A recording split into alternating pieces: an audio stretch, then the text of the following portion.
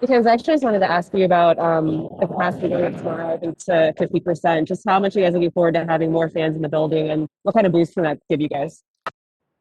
Yeah, I mean it was great to have fans in the season. We were fortunate enough here in Pittsburgh, and we have such a great fan base. It's electrifying in there, and obviously with the more fans in attendance in the games, it's going to bring a boost for us. It's a good momentum creator. It's going to bring energy to our group, and we're fortunate to be in that situation.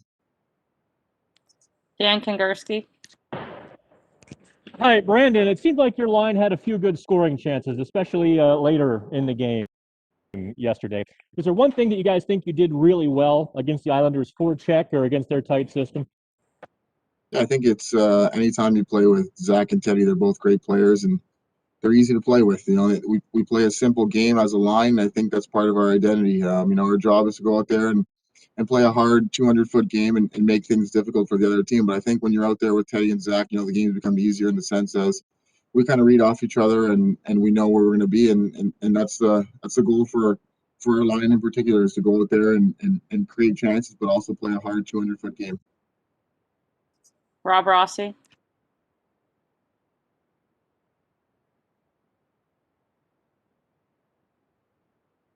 Rob, we can't hear you.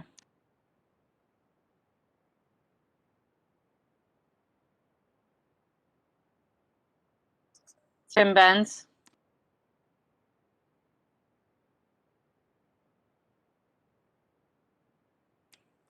Tim, you're muted. Brandon, where, if anywhere, do you think the game stepped up for the Islanders after the second intermission? And where, if anywhere, do you think you guys needed to improve after the second intermission? Obviously, we're not happy with the result and the loss in game one, but it's a 7-game series. I think we had a good practice today. Our leadership group has done a great job of showing us what we need to get better at, and I think we're going to be excited. We're going to be a hungry group tomorrow in the game, and I think it's just playing together and understanding situations, but at the same time working together, communicating, and making the game easier for one another. We know they're a good team on the other side. They play tight defensively, so it's limiting their chances on odd man rushes and getting pucks to their net, challenging them. We have a few more. Dave Molinari. Thank you for speaking with us, Brandon. What was the mood in the room today? And is it tough to not get too high when you win a playoff game or too down after you lose one?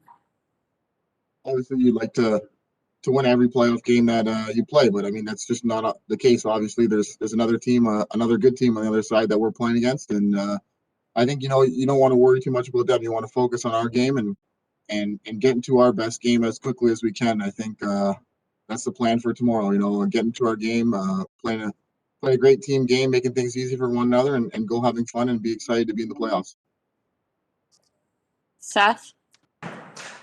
Hi, Brandon. Kind of an abstract question here for you, but how do you rate or gauge depth of a roster, whether it's your own roster or like an opposing team? Like, you just look at a lineup sheet and say, "Oh, well, that's a deep team. Look at that fourth line."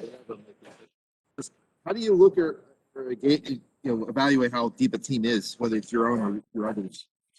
Obviously, every team in the National Hockey League has great players, has great four lines, has great 60, has a great goaltender. It's no surprise. It's the National Hockey League. There's a certain select few guys that are playing in this league, but at the same time, you don't want to focus too much on any other team. It's your job to go out there and play the best of your ability and do anything the team asks of you. So I think it's just focusing on your own game and what the team needs of you.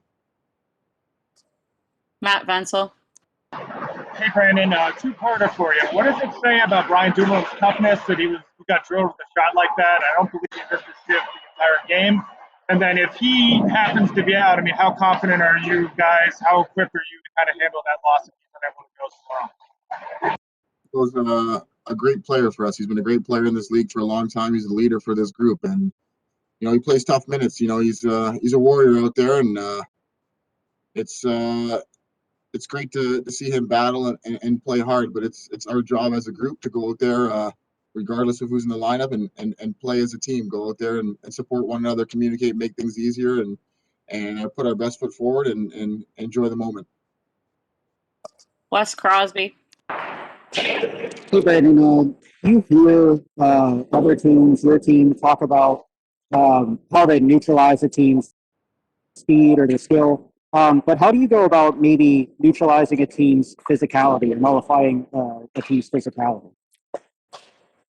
And physicality is a part of this game, and it's been present, for a long time. And in the sport of hockey, obviously, when playoff time comes around, the game becomes tougher. There's a lot more physical play, and there's less penalty called rather, and the game in itself becomes tougher. I don't think you can necessarily stop a team from playing physical. Like, you can't control what the other guys and the other team are doing, but I think in the same sense, it's your job to continue to play your game and do whatever the team asks you. So if that's, certain guys stepping up and playing physical, or guys, playing a tougher game, it's just whatever the team needs you to do at the moment. It's playoff hockey, and you go out there and get things done. Last one, Rob Rossi. Hi, Brandon. Sorry about that earlier. I'm wondering, when you guys played the Islanders so many times in February, I guess that's the closest thing you can get to sort of seeing a team as many times as you could in a playoff series. Did you notice anything as those games went on in February that you guys were able to do more successfully just because of the repetition and seeing them? Obviously, with the different divisions this year, you play a team more often than not, and that was the case in our division with New York, and we're playing them again in the playoffs. We know they're a great team on the other side. They've got a lot of great players, and they play a stingy game. But at the same time, you want to really focus in on your own game. Get to the team game as fast as you can. Rolling 4 lines, 6D, and helping our goaltender in any way we can. I think it comes down to how we're playing the game. We don't want to focus our efforts on too much on what they're doing. It's about getting to our game as fast as we can, playing the right way, and enjoying playoff hockey. It's a grind out there, but it's the best time of the year.